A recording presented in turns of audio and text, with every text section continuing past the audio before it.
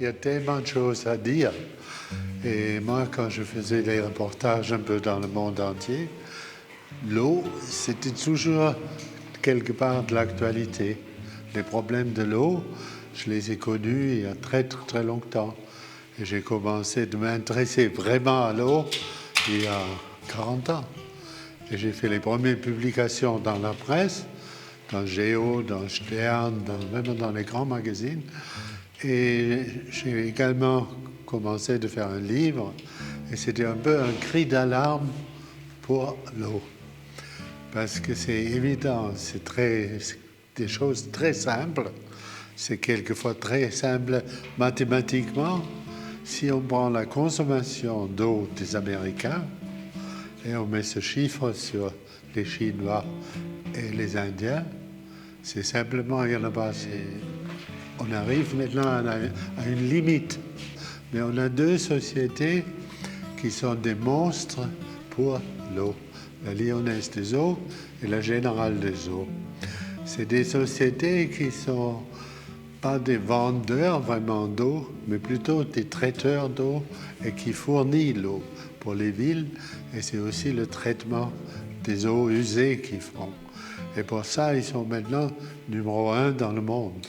Les grandes villes, Los Angeles ou un peu n'importe où, beaucoup en Chine, c'est eux qui s'occupent du traitement des eaux usées.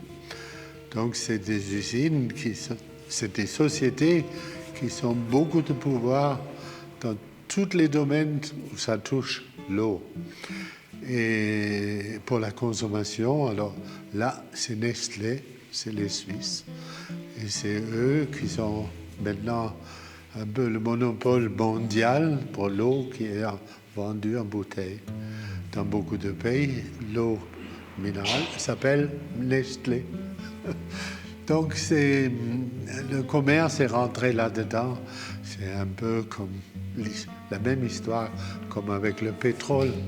On en a vraiment besoin de l'essence, on a vraiment besoin de l'eau. Et les sociétés se sont développées et ils sont devenus vraiment énormes, avec beaucoup, beaucoup de pouvoir. Et l'écologie, ce n'est pas leur souci. Leur premier souci, c'est de faire de l'argent. On sait ce qui se passe dans la Méditerranée, qu'il y a plein de plastique et que c'est vraiment un des tout gros problèmes de l'environnement maintenant. Et c'est lié à l'eau. Mais alors l'eau, pour le photographe, c'est un élément vraiment fabuleux. Ça varie toujours. C'est déjà toutes les formes, les couleurs, tout change. Et moi, je me suis régalé et souvent, j'ai vraiment pensé aux peintres parce qu'on a eu des peintres qui sont vraiment toute leur vie, ils sont peints l'eau, Monet. Hein, ça, c'est des choses, bien, j'ai ça quelque part dans la tête quand même, ça que lui, il a fait. Et après, j'ai revu des situations de l'eau qui ressemblent à ces peintures et j'ai fait les photos. Après, j'ai vu aussi le bien-être. Ici, les chevaux qui sont vraiment en Camargue, ils sont dans la marée, ils sont vraiment bien dans l'eau et ils trouvent la nourriture qu'ils aiment, c'est les plantes aquatiques. Et là, voilà une grenouille qui est vraiment dans son élément, un peu invisible, une tortue qui est dans l'eau, un crocodile dans l'eau. Et là, bien, c'est les rochers, mais pour moi, c'est un peu des dinosaures qui se baignent. Alors moi, dès le début, j'ai toujours fait deux choses. J'ai fait la beauté de l'eau, les problèmes de l'eau, bien sûr aussi. Alors là, bien, ici, c'est un endroit pour la beauté. Mais j'ai mis quand même quelques images de l'actualité de la situation. L'eau qui devient rare, qu'il n'y en a plus assez dans les rivières, ça c'est au sud de l'Espagne. Il y a l'agriculture qui a consommé tellement d'eau que toute vie dans les rivières, c'est fini. Ça c'est le plastique, c'est près de la décharge de Marseille. Ça c'est au Canada, l'industrie du papier. Alors il y a des forêts entières qui disparaissent et on en a besoin de faire le papier. Mais c'est des dimensions qui sont très très dangereuses de nous. Et quand on voit quelque chose comme ça, ils sont stockés, ce bois, dans le lac. Et alors il y a toute vie qui est dans le lac a disparu parce qu'il n'y a plus le soleil, il n'y a plus la lumière qui traverse. Et donc c'est des lacs comme ça qui sont plein nature, hein, c'est dans le nord du Canada, et il n'y a plus de vie dedans. Donc c'est mauvais. Et là c'est les hérons. Et alors là c'est de nouveau en Camargue. Je ne sais pas lancer des bières là-dedans. C'est des carpes qui sont amoureux. Et alors, il y a les carpes qui jouent. Et j'ai observé ça. Et il y avait un ciel qui était beau. Et ça fait ses ronds. J'étais content de voir ça. J'étais content de faire les photos. Et là, on est très loin. C'est la frontière du Brésil et de l'Argentine. Et c'est les grandes chutes vraiment énormes. Et c'est très, très, très impressionnant. C'est très, très grand. Et il y a des vautours que j'ai observés là-dedans et qui prennent les poissons qui sont morts. Il y en a qui tombent avec les chutes et ils sont morts et les vautours les mangent après. Et j'ai même pu réussir des changements. Par exemple, à Apt, il y a ce petit rivière qui traverse Apt, hein, qui va à Cavaillon, le Calavon, le Coulon. Et bien, quand nous on est arrivés en 1960 en Provence, cette rivière était déclassée par l'administration, tellement il y avait de mousse dessus, ça sentait mauvais, par l'industrie des fruits confits. Ils mettaient toutes les eaux usées dans cette rivière, il n'y avait aucun système de filtrage, rien. Et pour l'administration, c'était un égout à ciel ouvert, déclassé. Et comme ça, on n'intervenait plus et rien. Au-dessus d'Apt, vers Fort-Calquier, il y avait encore des truites et vraiment la vie dans la rivière. Et donc, j'ai fait les deux. J'ai fait au-dessus d'Apt et en dessous d'Apt. Et c'est Géo qui a publié ça avec un texte. Et c'était un cri comme ça. La rivière assassinée. C'était le thème. Et c'était un article très dur et qui expliquait qu'on était incapable de trouver les fonds pour intervenir et pour créer la station d'épuration et pour imposer certaines choses à l'industrie. Alors peut-être 2 ans après, j'ai publié le même reportage par hasard au Japon. Et alors l'ambassadeur français au Japon, il a vu cette publication et il a mis des remarques. Il a dit « mauvais pour le tourisme, mauvais pour l'agriculture française » et des commentaires comme ça. Il a envoyé ça à Paris. À Paris, ils ont demandé le préfet du Vaucluse si ce reportage, si ça correspond à la réalité ou si c'est vraiment inventé. Et le préfet, il a dit que c'est la réalité. Et tout de suite après, mais même en très peu de temps, il y avait les fonds. Je ne sais pas comment ils ont fait. En tout cas, il y avait l'argent et on a tout de suite construit le centre de traitement des eaux usées à Apt. Et la situation s'est vraiment améliorée. Donc je suis content parce que j'ai aidé un tout petit peu pour quelque chose comme ça. Les formes sont tellement variées. Vous êtes encore en argentique ou déjà en numérique? Les deux. Vous avez les deux, là. Ouais. Vous avez les deux techniques. Oui. C'est du Kodachrome, Ouais.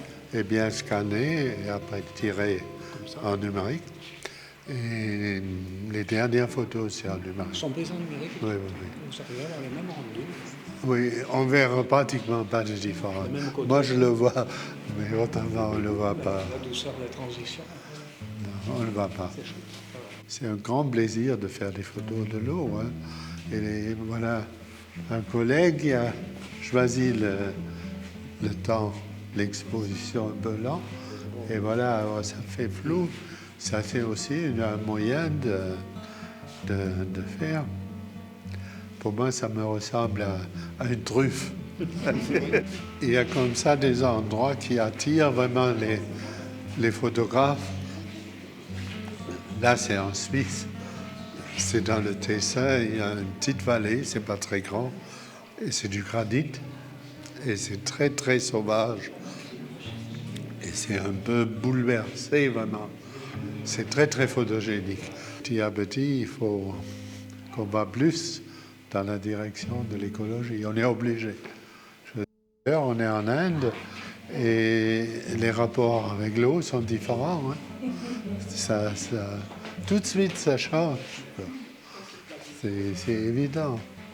Alors, en Inde, il y a le grand problème qui devient vraiment d'actualité, c'est les glaciers dans l'Himalaya qui diminuent. Et alors, le Gange, qui a fourni l'eau pour l'agriculture, on peut dire pour la nourriture, parce qu'il y a des centaines de millions de gens qui mangent du riz.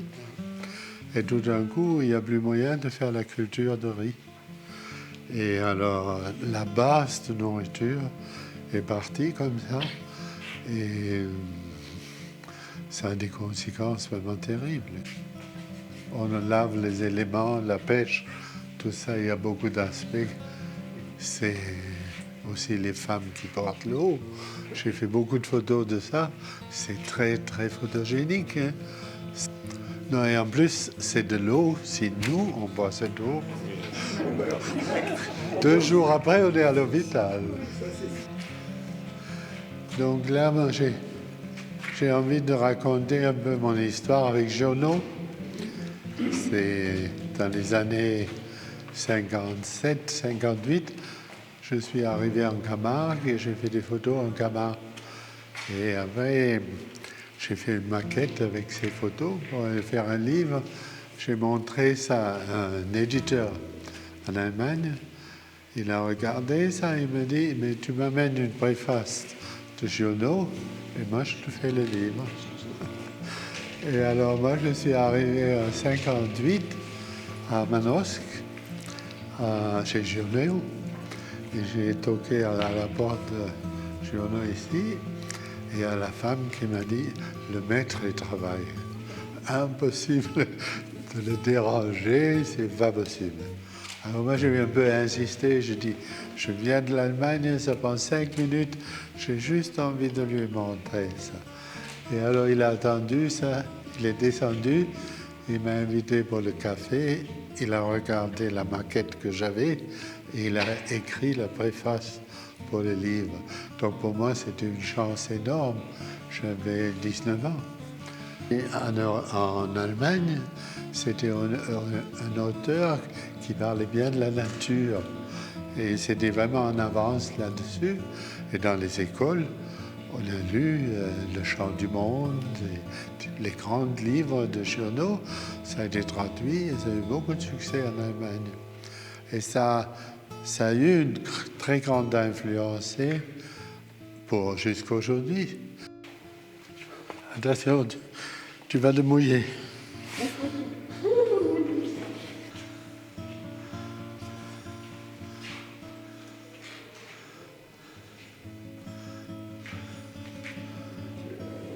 Avec l'eau, il y a aussi un phénomène. Il faut toujours essayer de trouver des dimensions. Parce qu'une chute d'eau, ça peut être 2 mètres, comme ça peut être 30 mètres. Et ça devient grand parce qu'il y a les personnages qui sont là. Et souvent, c'est comme ça, il faut un petit élément qui donne une dimension à la photo.